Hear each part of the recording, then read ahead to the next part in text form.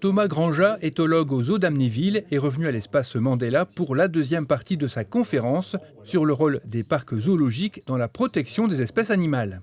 La première partie traitait des organismes qui contrôlent les parcs animaliers et du financement des programmes de recherche, alors que cette deuxième partie était axée sur les programmes eux-mêmes, des programmes sur 4 axes, la pédagogie, la recherche, la conservation animale ex situ, c'est-à-dire en dehors de son milieu naturel, et à l'inverse, la conservation in situ.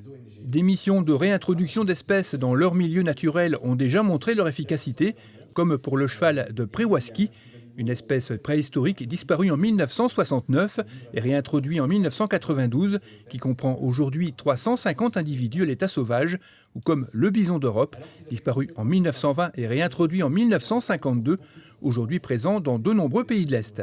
Cette conférence s'est terminée par de nombreux échanges avec le conférencier. Sur l'échelle des espèces, l'homme est devenu la plus invasive, au point de mesurer son impact négatif dans des zones géographiques où il n'a presque jamais mis les pieds. Il est plus que temps de s'en préoccuper, une tâche que les zoos et parcs animaliers ont à cœur d'assurer. Le Festival Théâtre d'Oyaka vient de débuter à l'espace Mandela avec la troupe des Inattendus. Ils ont joué une comédie écrite dans les années 90 par Patricia Verlet, Quand la Chine téléphonera.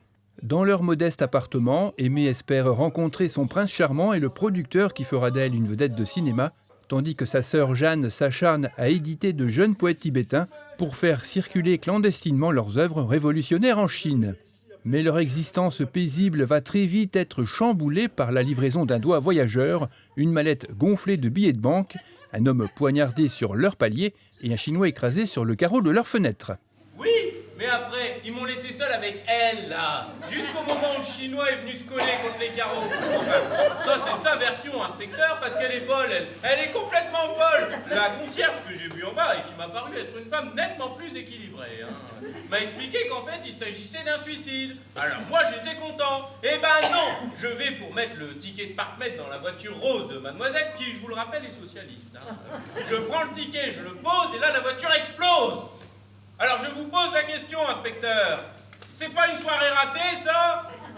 Ce thriller déjanté a bien fait rire les spectateurs. Il était mis en scène ici par Hélène Ringevall-Rousset, avec sur scène Alain Lahaye, Brigitte Lahaye, Nathan Ringevall, Maë Ringevall et Bernard Rousset. Après 2 ans d'absence, la braderie de la Choc a fait son retour sous un beau soleil.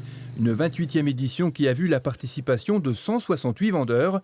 Toujours organisée par l'appel Notre-Dame de Lourdes, cette braderie empruntée la rue Marle est le quartier des 4 saisons où les participants ont été moins nombreux qu'à l'habitude, ce qui interroge les organisateurs sur le maintien de ce tracé.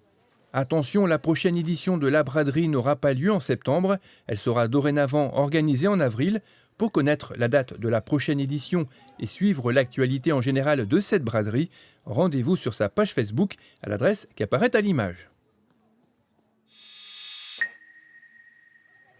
Le Football Club Chapellois a accueilli la finale départementale du Challenge Pitch U13 organisé par le District Flandre. 16 équipes masculines et 8 féminines y ont participé, avec des défis techniques le matin, suivis des matchs l'après-midi, au nombre de 5 pour toutes les équipes, les résultats étant calculés sur l'addition des points récoltés durant la journée. Les 4 premières équipes féminines participeront à la finale régionale qui se déroulera le 7 mai à Amiens, au centre Fernand Duchossois. Sont donc qualifiés Villeneuve d'Ascq, Marc-en-Barœul, Dunkerque et le LOSC Métropole qui gagnent cette finale. Chez les garçons, seuls les 2 premiers sont qualifiés pour la finale, le 8 mai à Amiens également.